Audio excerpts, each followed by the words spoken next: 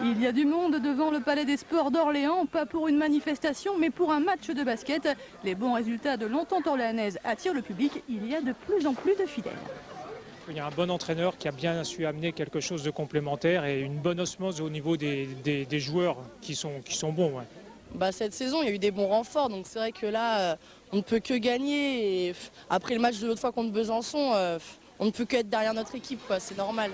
Ce match référence contre Besançon, gagné après 2 prolongations, a permis à l'Entente d'asseoir sa position de leader dans le championnat de Pro B. Après sa victoire à Évreux, les spectateurs ont hâte de suivre la rencontre face à Saint-Quentin, une équipe de première partie de tableau qui a tout à gagner sur le parquet orléanais. Et le début de match est plutôt équilibré. Les statistiques des deux équipes sont similaires en première période.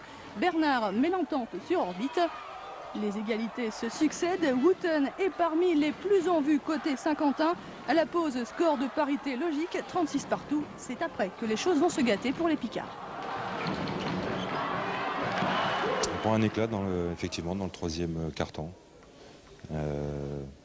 Orléans a accentué un petit peu son intensité en défense et on a perdu quelques ballons qui ont été très rapidement exploités par Orléans. L'Entente performante sous les paniers, 10 rebonds et 13 points pour Humbert. Ajoutez à cela la bonne rentrée de Bendevar et l'Entente s'envole, 14 points d'avance au début du dernier quart-temps. Trop de facilité peut-être, les locaux perdent beaucoup de ballons en fin de rencontre et Saint-Quentin revient très vite. Plus que 3 points d'écart à 16 secondes de la fin du match.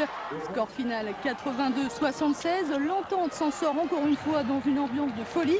Elle conforte sa première place au classement. Attention cependant de ne pas trop jouer avec le feu.